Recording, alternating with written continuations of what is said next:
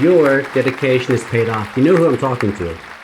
I think 10 days in a row you said you requested this video. And here it is. Okay, Gene Shinozaki, see you there.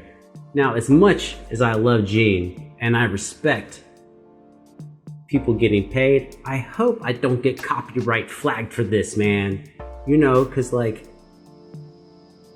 I want that money and that fame, and I'm not famous and I'm not rich. So either of those would be good. And right now I'm closing on another video. Another video is closing on 1 million views. I'm about to have a video with 1 million views and I don't get a cent.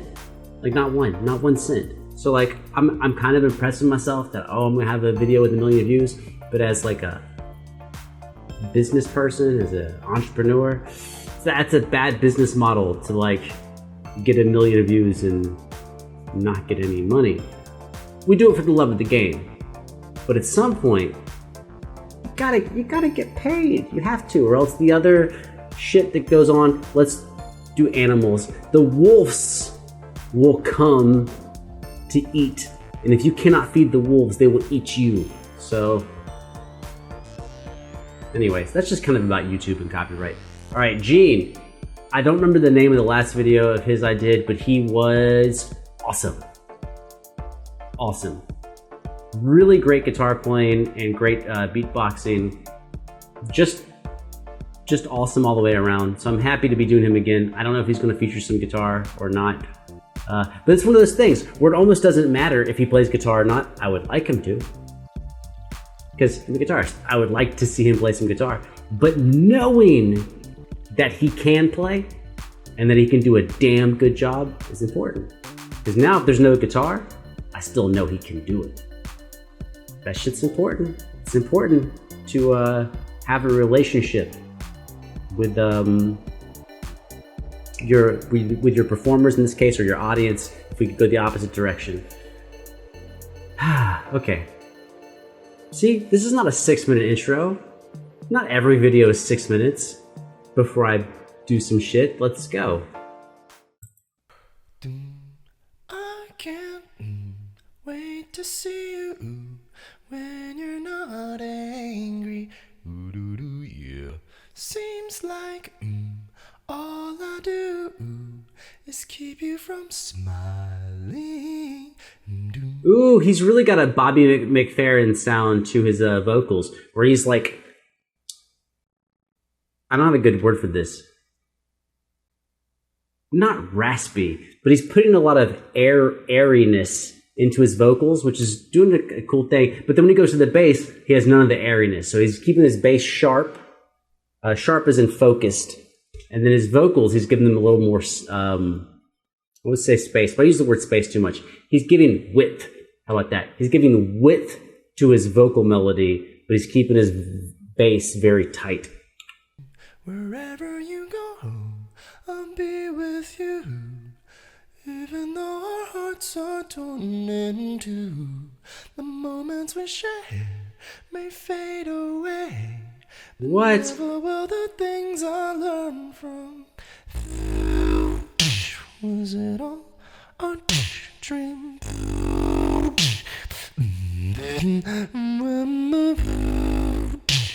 I'll stay or sleep.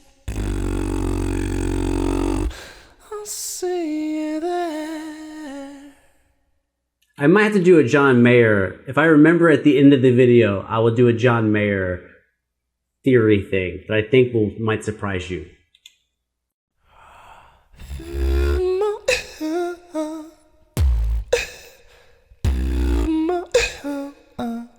Okay, I've been asked for space. He got none of the space.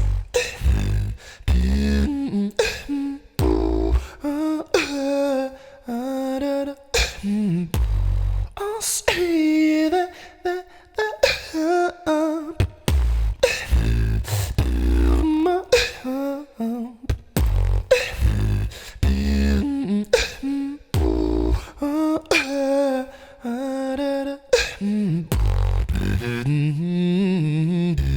Ooh. Right now, he's somewhere in between a bass and a cello. I'll see you there.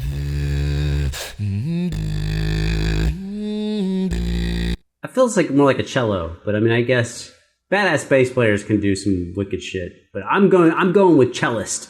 Like if I had to assign what he's doing right now, I'm assigning it to a cellist. I'll see you there. Ooh.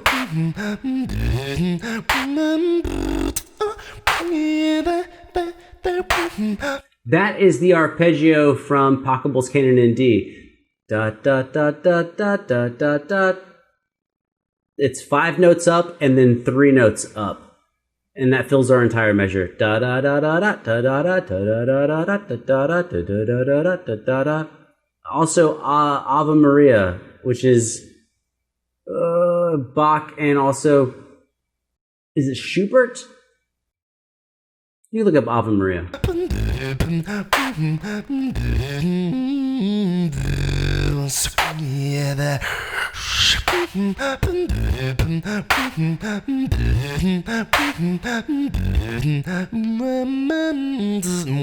Sorry, I'm going to interject again. If you like what he's doing, you will 100% like some really like 400-year-old cellist piano stuff, because that is really what that's reminiscent of.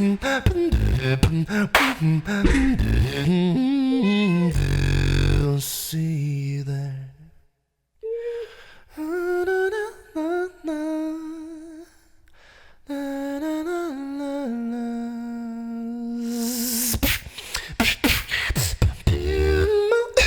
Oh, modulation.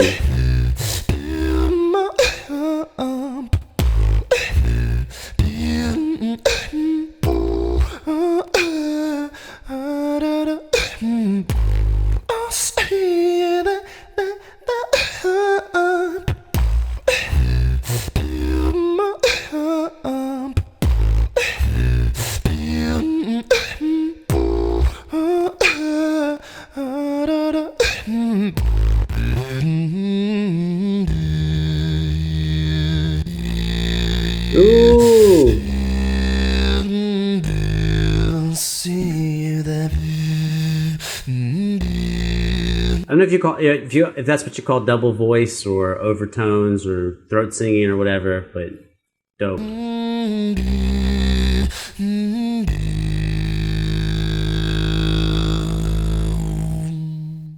I can't wait to see you.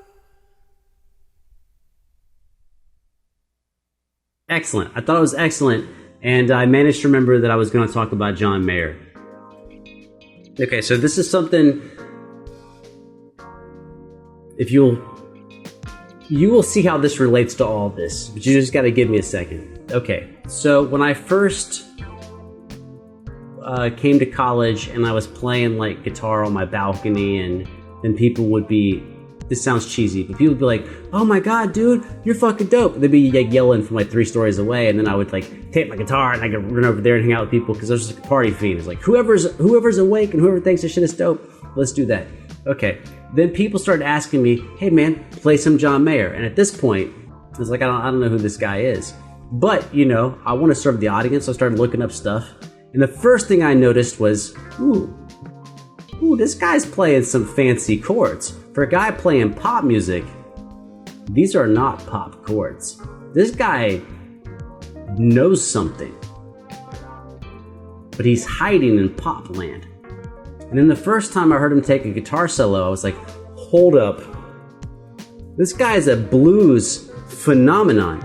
This guy he's a badass blues player who is not playing blues. He's using jazz chords to make pop songs, which is not accidental, because you have to work your face off. I mean, you have to work crazy to get as good as he is at blues, but he wasn't playing blues. So he put all that time in, and then now he's playing jazz chords, which are a different type of fancy, but to make pop songs. I was like, what the fuck? And it turns out, if I'm getting my story correct, it turns out, I mean, this is my story, but I'm not sure about my John Mayer knowledge.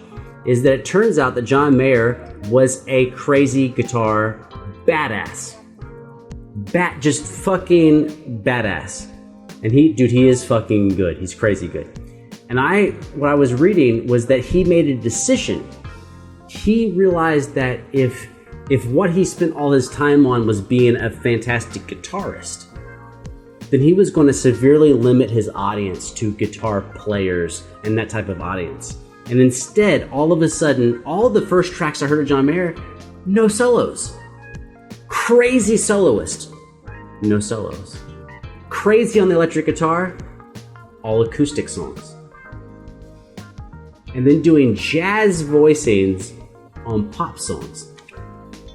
Because what I think he realized, if I'm remembering correctly, is that if he could capture the pop audience, he could always reintroduce the blues and the soloing into his concerts. He's like, I can sell the songs and get the audience with the pop. And once they're on my side, I can hit them with the fucking guitar and crush their face in. And I feel like Gene is kind of doing that with the beatboxing here. And we can also go a little wider with it, which is, if you can captivate people emotionally with the music you create, then you can basically ask them a favor by shoving something else in. So when John Mayer is making all these pop songs, and then on tour, he does a song that's like shredding guitar, he's basically asking them a favor. He's going, hey, I know I make pop songs. I know that's what you're here for. But since you like all these pop songs, let me play you another song. Give it a chance. And since they like his pop music, they gave him a chance. So same thing with beatboxers, is if you can wrangle people in, however you wrangle them in. It could be your use of a trumpet sound or a drum sound, or it could be a melodic line. Whatever it is that you find that pulls them in, if you can, instead of taking, give, right? Give them a lot of what they want, 3-4 tracks in a row of what they want. And then track 5 is, you don't tell them this, you just play. Track 5 is, let me ask you a favor. Since you liked my other 4 songs, let me go super technical on some shit that's important to me. And they will at least give you a shot. And then if they like your technical shit, now you have an audience that is 100% yours, because they want your catchy stuff. Back up, cat. They want your catchy stuff. They want the stuff that they like. But now you hit them across the face with something they didn't expect, and they like that too. And now the only person they can get that mixture from is you. Right? If you like John Mayer blues and you like John Mayer pop, well, there's no substitute. John Mayer's the only guy who does that. He's the only guy who's got that mixture of John Mayer-ness. So with Gene, it could be the same thing. If you like his beatboxing and you like his melodicism, and you fall in love with both, well, it doesn't matter that there's 20 other great beatboxers, because Gene is the only person that can serve that up. So I think it's important. Well, I'll tell you how important I think. It's actually the foundation of this channel that I've never really, I think maybe once or twice I brought it up, is that really the idea is, people are like, dude, why do you talk so much? Well, I talk so much because it's normal. But what I'm kind of doing in a sense is, okay, there's music that's important to you that I don't know about. So I'm gonna go listen to it. I'm gonna give the music you love a shot. But since I'm giving the music you love a chance, now you're already here. So you might hear something I say before or after that normally, if I was not reacting to someone you cared about, a beatboxer or a guitar player or a band, you would have never heard what I said before or after. But now you might give me 15 seconds of it. Some people don't. Some people are like, dude, I don't want to hear you say nothing. Fast forward. Click, click, click, click, click. That's cool. But some people give me a chance. They listen to something before or after me talking, and they go, oh, I don't hate what he said. So now we get 2 sets of attention. We get the attention for the reaction, and we get a little bit of attention for speech. And we're constantly trying, for me, I'm constantly trying to push a little bit so that way I don't get trapped in one spot. Dude, does that make sense? Like if all I did was turn on a beatboxing video, it's like, we're reacting to the beatbox video, let's go. And if that's all I did for 500 videos, then the moment I spoke at all, people would fucking hate me. They're like, dude, what are you doing? What? This is letting things be a little different. Let's do a little guitar, let's do little vocals, let's do some beatbox, let's do some K-pop. Let's widen things a little bit. And instead of me trying to win you over immediately with exactly what you want, I try to approach it more like we're friends, which is like, well, to me, we are friends, but you ever have friends just ramble for a second and you're thinking, bruh, shut the fuck up. Not in a mean way. You're just like, bro, you've been rambling. But because they're your friend, it's okay. It's all right. You get over it. So that's what hopefully is going on here, is that like you guys ramble in the comments, I ramble on camera. We watch music that is important to you, and then hopefully over time it becomes important to me as well. Now we have this shit that we share, and now we have a little community around this. And we have, in this channel, very different communities. We have communities over solo guitar playing. We have communities over beatboxing. We have communities over fucking K-pop. Those are all very different communities. But there's room for all of us. But, you know, it's taking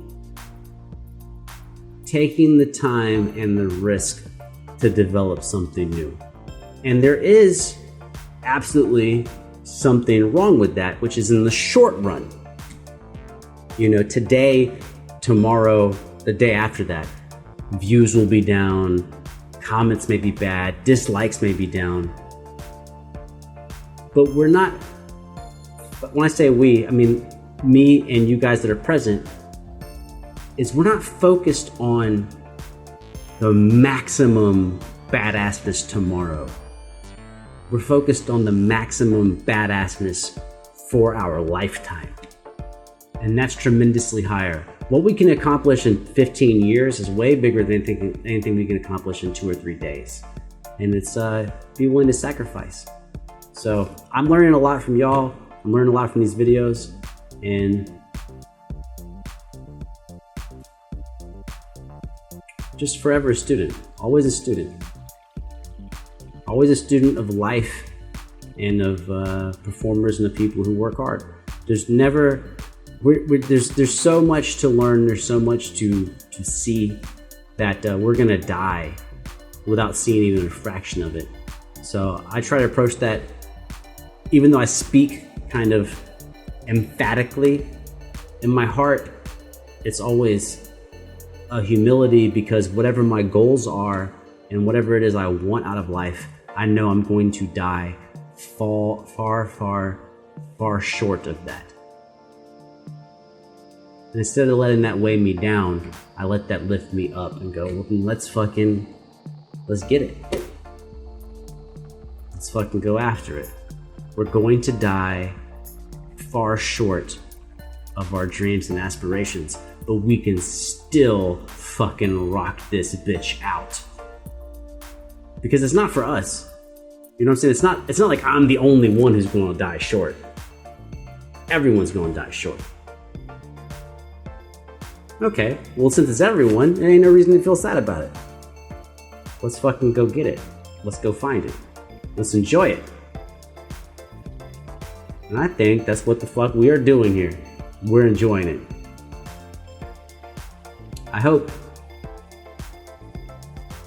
you find the balance between having some patience and understanding for yourself and others, and also kicking the shit out of yourself so you can achieve some of the badass things you want in life. In the end, we all fucking die, dude. That's just how that's how it rolls. But until then, let's fucking do something. I'm out of here. Taco Cat backwards is still Taco Cat.